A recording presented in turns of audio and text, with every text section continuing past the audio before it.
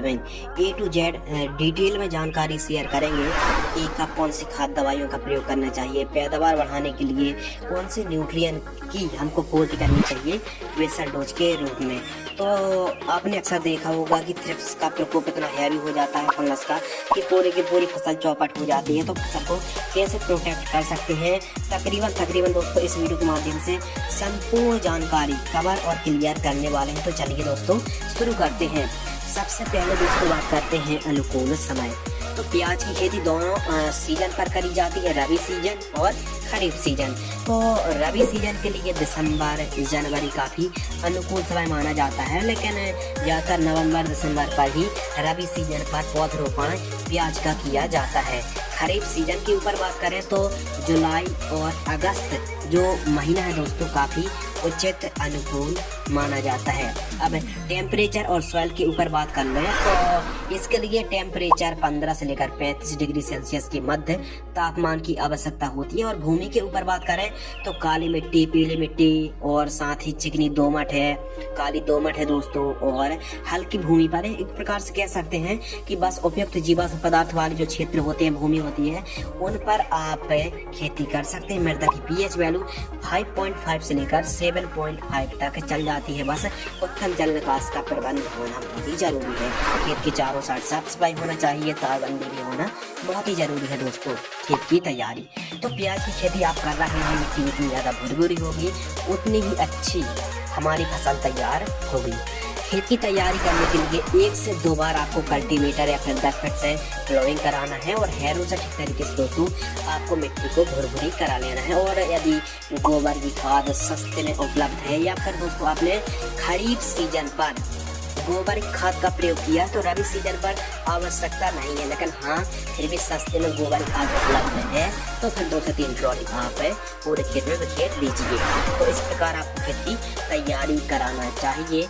Basal dose के ऊपर बात करें दोस्तों तो जो बेसल डोज है, अब बुआई के समय यदि हम खड़ी फसलों पर कोई खाद देते हैं तो 60-70% ही हमको रिजल्ट मिलते हैं, लेकिन हम बेसल डोज के रूप में भूमि पर सॉइल एप्लीकेशन से जो खाद देते हैं उनका रिजल्ट बहुत अच्छा प्राप्त होता है। तो बेसल डोज के रूप में SSP सिंगल सुपर फास्फेट और उर्वरक खाद पाउडर फॉर्म वाली 100 किलोग्राम लेना है, महंगी नहीं रहती है, 300-400 रुपये बैग आता है 50 किलोग्राम का। 100 kilogram SSP single super phosphate, DAP 1846 50 kilogram और MOP muriate of potash 30 kilogram और साथ ही 2 ट्रॉली गोबर की खाद यदि सस्ते में उपलब्ध है तो इन सभी को मिक्स करना है। और प्याज की खेती आपको ऐसी नहीं सपाट रूप से नहीं, आपको वेड विधि से ही खेती करनी है। परंपरागत तरीके से थोड़ा सा हटकर वैज्ञानिक तरीके से खेती करें, वेड बनाकर प्याज को लगाएं, इससे कंदों का साइज बहुत अच्छा आता है, चमक, साइज, शेप, क्वालिटी भी सुधरती है। तो प्याज की खेती वेड विधि से ही दोस्तों आपको करनी चाहिए। अब उन्नतशील किस्मों के ऊपर बात कर रहे हैं तो सीजन के हिसाब से वैरायटी भी अलग अलग होती है। जैसे रबी सीजन के लिए दोस्तों पूसा रेड है, पूसा लाइट रेड है, जिंदल नासिक रेड N53 के नाम से आती है और भीमा सुपर के नाम से यह वैरायटी दोस्तों आती है। बाकी आप रबी सीजन पर पंचगंगा वैरायटी को भी लगा सकते हैं। और खरीफ सीजन के लिए एलोरा चाइना किंग है, पंचगंगा है, प्रशांत हाइब्रिड है और प्राची चाइना रेड जैसी किस्मों को आप लगा सकते हैं। बाकी रबी सीजन पर आप पंचगंगा को भी लगा सकते हैं और एलोरा चाइना किंग को भी दोस्तों लगा सकते हैं। जो जिसका छिलका लाल होता है उसी वैरायटी को आपको लगाना है, पहली बात है। दूसरी बात, जब आप नर्सरी तैयार करेंगे तो 40 से 50-55 दिन के आसपास नर्सरी तैयार होने में समय तो लग ही दोस्तों जाता है। तो इसलिए नर्सरी किस प्रकार एकदम वैज्ञानिक तरीके से जल्दी नर्सरी तैयार हो जाए, सूखने की समस्या ना आए, तो इसके लिए एक ऑलरेडी वीडियो चैनल पर उपलब्ध है, उस वीडियो को भी दोस्तों आप देख सकते हैं। रोपण की विधियाँ, तो दोस्तों अलग अलग जो रोपण होता है पौधरोपण, उसकी विधियाँ अलग अलग होती हैं, जैसे वेड विधि से, मेड़ विधि से, छोटी क्यारी विधि से या फिर परंपरागत तरीके से भी। तो कई प्रकार से प्याज की खेती की जाती है। आपने देखा होगा कि जैसे हम आलू की खेती करते हैं वेड बनाकर, उसी प्रकार 1.5 फीट की वेड होती है और उस पर 2 से लेकर 4 लाइन हम एक वेड पर दोस्तों लगा सकते हैं। और जो आपको डिस्टेंस रखना है यानी आपको दोस्तों दूरी रखनी है 4 से 5 इंच यानी 10 से 12 सेंटीमीटर की दूरी पर आपको पौधरोपण करना चाहिए। बीज से बीज यानी पौधे से पौधे की दूरी 10 से 12 सेंटीमीटर और लान से लान की दूरी भी आप 10 से 12 सेंटीमीटर दोस्तों रख सकते हैं। अब सिंचाई के ऊपर बात कर लें, इरिगेशन के ऊपर बात कर लें तो स्प्रिंकलर से सिंचाई ना करें, पहली बात। दूसरी बात, आप ड्रिप लगा सकते हैं या फिर फ्लैट इरिगेशन से, या फिर आलू की जैसे खेती की जाती है बेड बनाकर दोनों क्यारी में बीच में हम सिंचाई कर सकते हैं। तो आपको आवश्यकता अनुसार यदि आप क्यारी बनाकर सिंचाई कर रहे हैं तो 15 से 16 दिनों के अंतराल पर आपको सिंचाई दोस्तों करनी चाहिए। खरपतवार की रोकथाम यानी वीड कंट्रोल, तो जो प्याज की फसल है, जितनी ज्यादा आप फसल की देखभाल करेंगे, प्रोटेक्शन करेंगे, समय समय पर दोस्तों आप खरपतवार मुक्त फसल रखेंगे, निराई गुड़ाई करेंगे, तो आप ये समझ लीजिए कि चौपाई यानी रोपाई से 20 से 25 दिन की फसल होती है तो पहली निराई गुड़ाई, और 40-50 दिन के आसपास की फसल होती है तो सेकंड निराई गुड़ाई हमको करनी चाहिए। 1 एकड़ में सीड्स की आवश्यकता, 1 एकड़ में आप प्याज की खेती कर रहे हैं तो नर्सरी तैयार करनी पड़ती है आपको। ऐसे सीधा आपको बिजाई नहीं करनी है, आपको नर्सरी से ही पौधरोपण ट्रांसप्लांट करना चाहिए और 3 से 3.5 किलोग्राम सीड्स की आवश्यकता होती है और जानकारी प्रति एकड़ की दर से हम दोस्तों आपके साथ शेयर कर रहे हैं। बात कर लेते हैं स्प्रे शेड्यूल। तो प्याज की फसल पर स्प्रे शेड्यूल बहुत ज़्यादा इम्पोर्टेंट है, ज़रूरी विषय है दोस्तों। वो इसलिए क्योंकि कुछ ऐसे फंगस आते हैं जड़ संबंधित, लीफ में लगते हैं, लीफ स्पॉट है और जलेबी रोग है, थ्रिप्स है, कुछ रस चूसक कीट, सुंडी का प्रकोप देखने के लिए मिलता है, पर्पल ब्लॉच का हमको अटैक देखने के लिए मिलता है। तो यदि हम यही बताएंगे कि कितने प्रकार के रोग आते हैं तो यही एक लंबी वीडियो बन जाएगी। तो ये समझ लीजिए कई प्रकार के खतरनाक हार्मफुल इंसेक्ट और पेस्ट, फंगस का प्रकोप देखने के लिए मिलता है।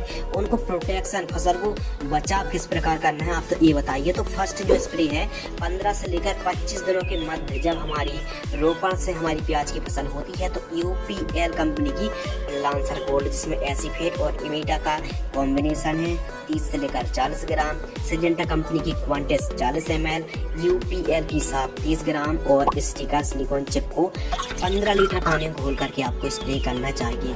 यह जब आप फर्स्ट स्प्रे अपनी फसल पर दोस्तों स्प्रे करेंगे तो इतने शानदार रिजल्ट देखने के लिए मिलेंगे कि कम से कम 20-25 दिन तो कोई भी कीट फंगस का प्रकोप देखने के लिए ही नहीं मिलेगा।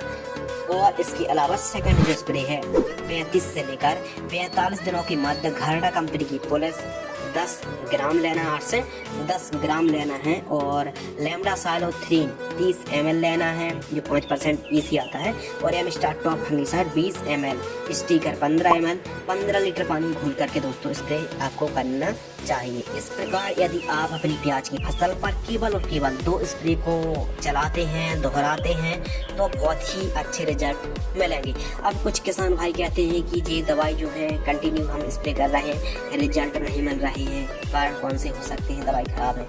तो आपने अक्सर देखा होगा कि हम जब लगातार एक बार या फिर एक बार 2 बार से अधिक और 1 महीने में उसी दवाई को 3-3 बार स्प्रे कर देते हैं तो जो इंसेक्ट होते हैं, जो कीट होते हैं, उन पर रेजिस्टेंस पावर आ जाती है, जिससे किसी भी दवाई को हम कंटिन्यू यदि इस्तेमाल करते हैं तो रेजिस्टेंस पावर इंसेक्ट पर आ जाने से वह दवाई 10% भी काम नहीं कर पाती है। तो इसीलिए दवाइयों को बदल कर स्प्रे करना चाहिए।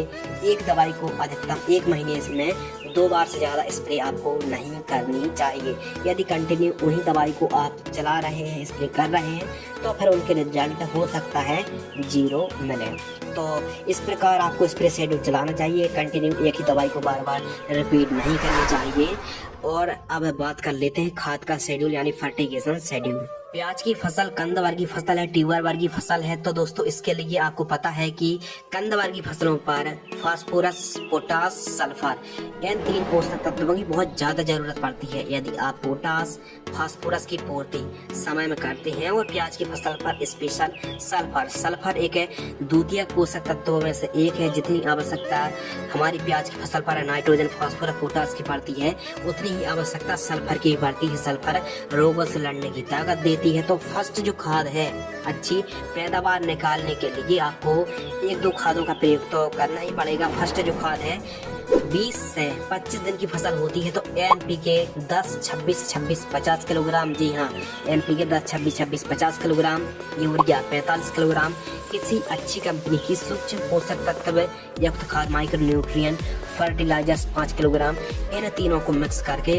आपको दोस्तों जड़ों के पास देकर सिंचाई कर देना है। सेकंड खाद चार्ट से 45 दिन के आसपास की फसल होती है तो humic acid 1 kilogram, sulphur 5 kilogram, urea उर्वरक खाद 30 किलोग्राम, इन तीनों को मिक्स करना है, जड़ों के पास देकर सिंचाई कर देना है। दोस्तों वीडियो पर जानकारी प्रति एकड़ की दर से शेयर कर रहे हैं, बीघा के हिसाब से जानकारी शेयर नहीं कर रहे हैं, क्योंकि अलग अलग क्षेत्र, एरिया और प्रदेश के हिसाब से बीघे पर जो हम आपको मात्रा बताएंगे बीघा अलग अलग होते हैं हर एक क्षेत्र और एरिया के हिसाब से, इसीलिए जानकारी एकड़ पर दी जाती है और एक एकड़ में 43,560 स्क्वायर फीट होते हैं दोस्तों। तो इस प्रकार आपको फर्टिगेशन शेड्यूल चलाना है।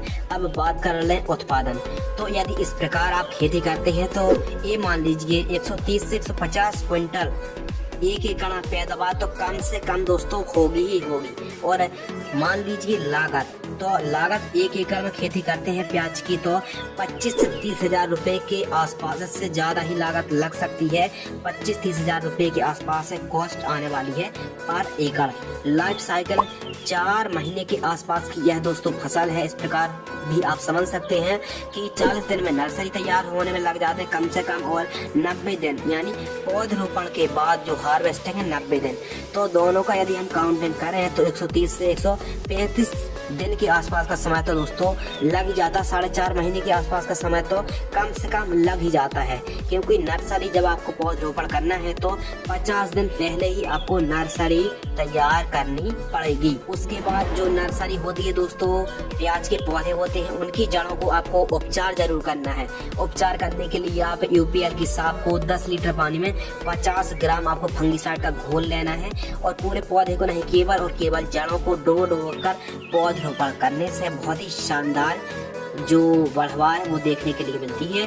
फसल पर प्रोटेक्शन जो जड़ में, रूट में बहुत ही अच्छी तरीके से प्रोटेक्शन मिलता है। और बात कर लें मुनाफा, तो मुनाफा यदि हमको 15 रुपये किलोग्राम का ही रेट मिल गया यानी 1500 रुपये कुंटल, और हमने 150 कुंटल ही पैदावार मानी, तो यदि हम इंटू करेंगे तो 2,25,000 रुपये के आसपास दोस्तों हमारा मुनाफा आ गया। मुनाफा में से लागत घटा देंगे, मुनाफा 2,25,000 रुपये और हमारी लागत लगी 30,000 रुपये, तो 1,95,000 रुपये हमारा नेट प्रॉफिट आ गया। तो इस प्रकार दोस्तों हमारे किसान भाई यदि प्याज की खेती परंपरागत तरीके से हटकर यदि थोड़ा सा वैज्ञानिक तरीके से तकनीकी खेती करते हैं, वैट विधि से खेती करते हैं और प्रॉपर फंगस जो रोग लगते हैं, डिजीज लगते हैं, थ्रिप्स लगती है, इनकी प्रॉपर स्प्रे आप लेते हैं तो बहुत बढ़िया आपको रिजल्ट देखने के लिए मिलेंगे।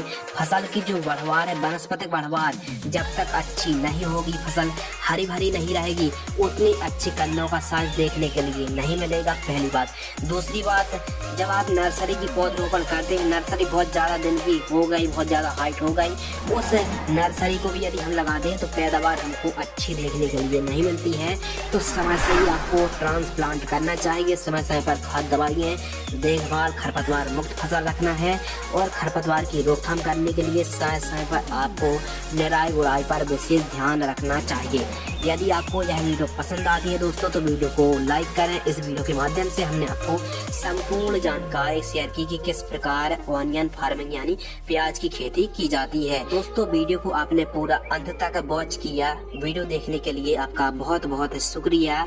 मिलते हैं इसी प्रकार एक और नई इन्फॉर्मेटिव नॉलेजेबल जानकारी के साथ, तब तक के लिए